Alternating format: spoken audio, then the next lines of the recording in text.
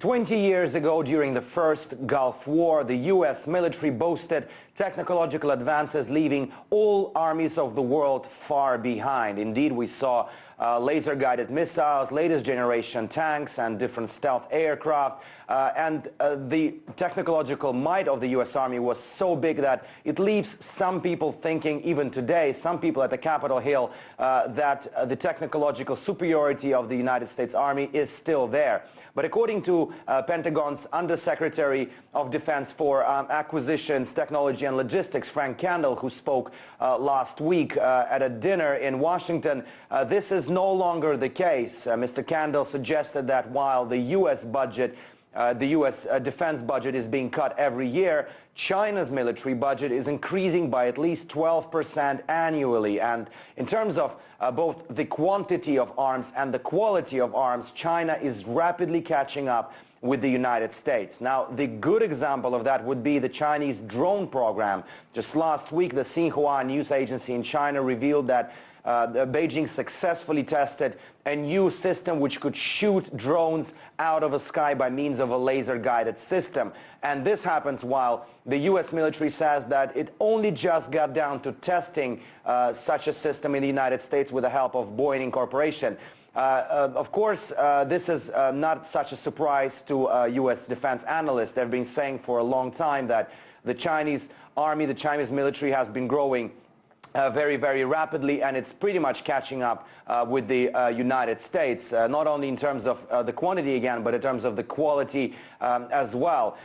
This comes, of course, amid talks of this whole Asian-Pacific pivot, with some part of the U.S. military capabilities and some part of the U.S. military personnel being shifted into the Asian-Pacific region, fearing that China might use its newly built military might to provoke military conflicts in the region. We, of course, know that China has a lot of territorial claims around the U.S. Pacific, the Asian Pacific region, and some in Washington fear that China might actually use their latest war toys to try to fight for those lands. And of course, all this comes amid Barack Obama's visit to Beijing during the APEC summit. Will he be trying to find some common language with the Chinese leadership amid very harsh rhetoric which we've been experiencing over the past several years, with mutual accusations of cyber espionage and arms race and many, many others. So we'll see what comes out of it. But as it stands,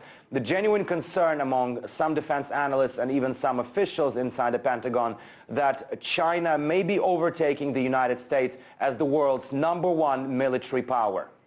Alexei Rashevsky, RT, reporting from New York City. In the period of late 2011, U.S. President Barack Obama inaugurated a Pacific Century, or a Pacific Pivot, which expands U.S. military presence in the naval theaters of the Pacific and Indian Oceans. This expansion has been seen as an attempt to contain China and erode its regional sovereignty by building up a presence in bordering territories.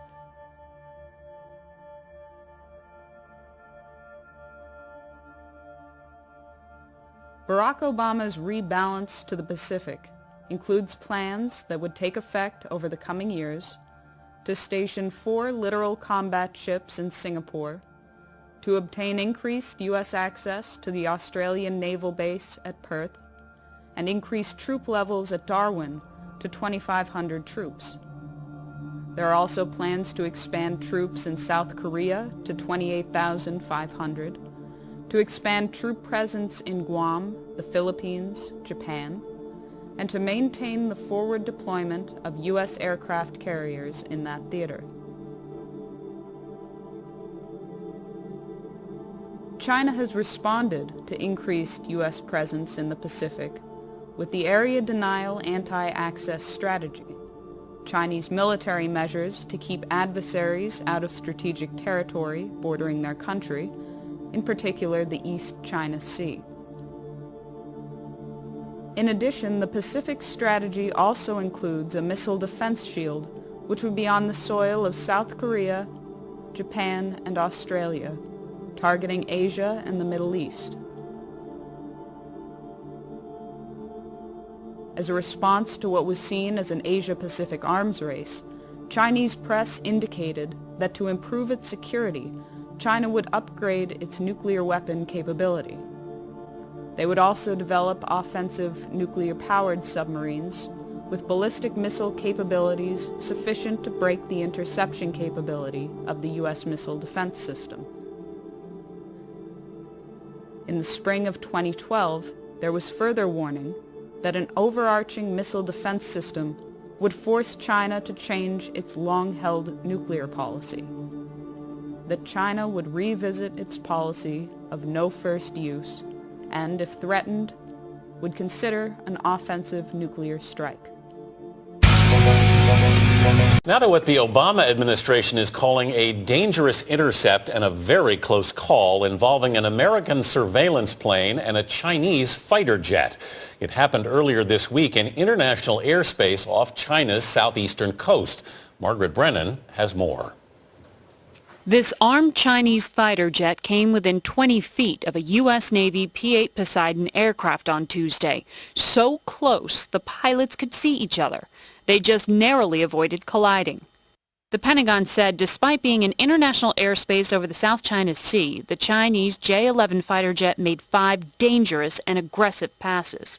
First, the jet flew under the slow-moving U.S. plane.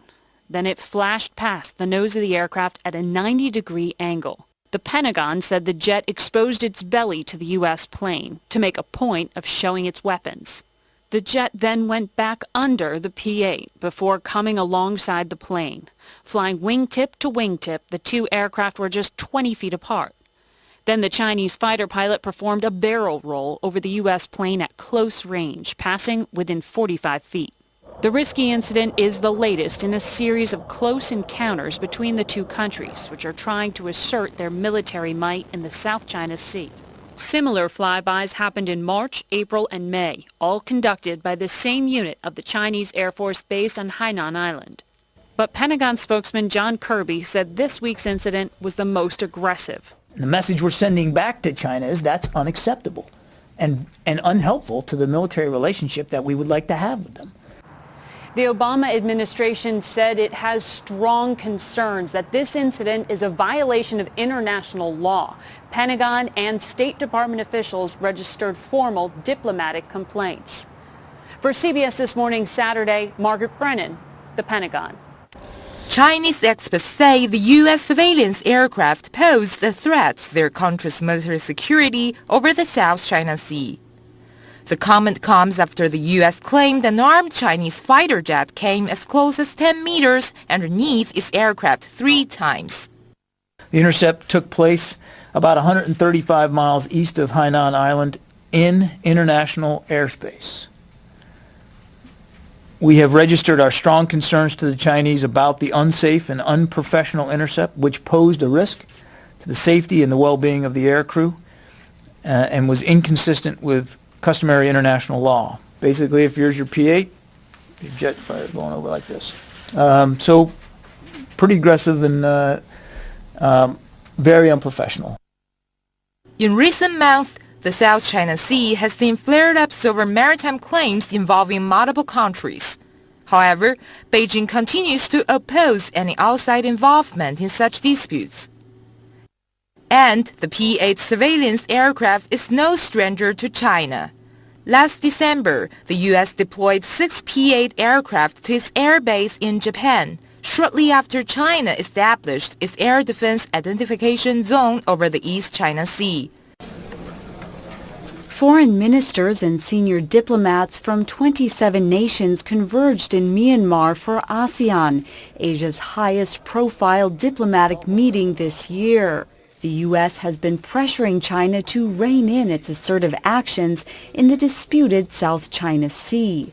U.S. Secretary of State John Kerry says an American-backed initiative to ease tensions there had made some progress. We made the points that we came to make.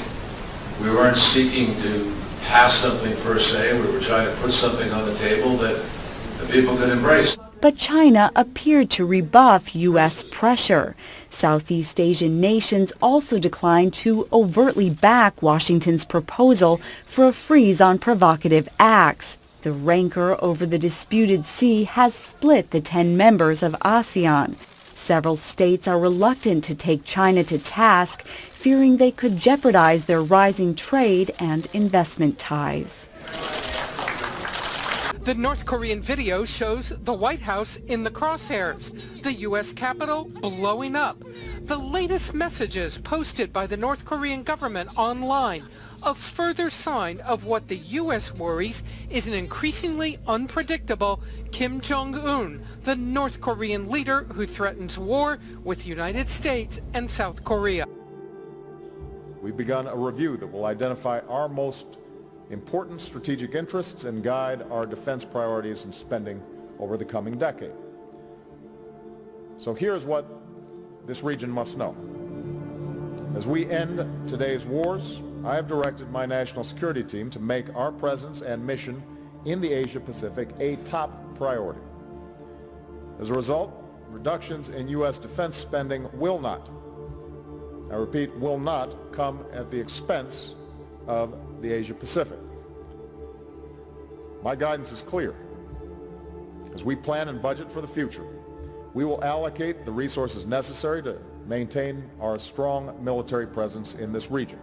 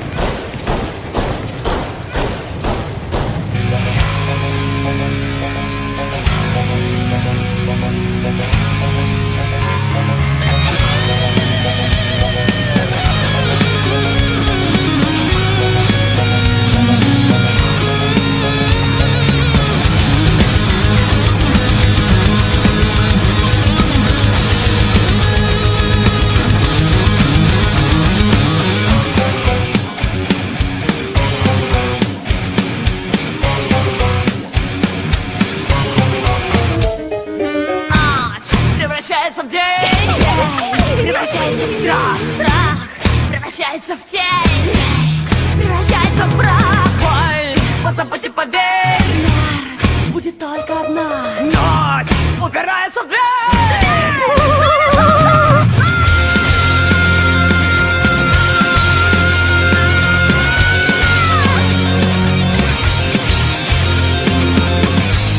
Здесь легче дышать, здесь чище вода. Легко отыскать дорогу сюда, но тот, кто пришел, останется здесь. Ночь превращается в день, день превращается в бой, бой превращается в лень, лень превращается в бой, кровь превращается в путь, испаряется от дна, пар превращается в путь, путь в город желтого сна.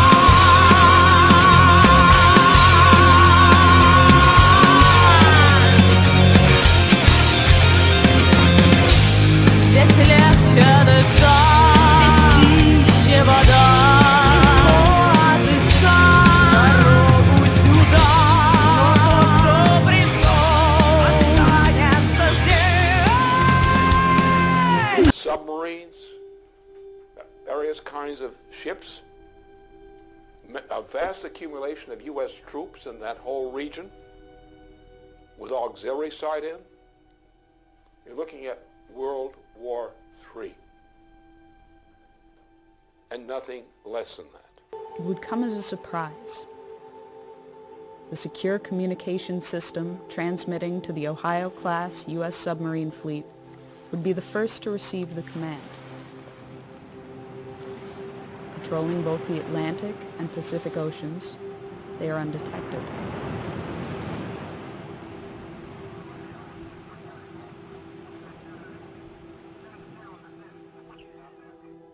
Fourteen of the 18 warships are equipped with 24 Trident missiles each, Trident 1s and Trident 2s. The remaining 4 are armed with 154 Tomahawk cruise missiles, which can be outfitted with nuclear warheads. The fleet as a whole represents half of the United States' strategic thermonuclear capability. A single Trident II missile is equipped with up to 8 nuclear warheads aboard a multiple independently targetable reentry vehicle, or MIRV. A single W-88 warhead delivers the equivalent of 475 kilotons of TNT. In the case of a full deployment, the United States could unleash over 400 such missiles with between 6 and 8 warheads each. Re-entering the atmosphere, the decoys burn off, and the warheads enter their terminal phase.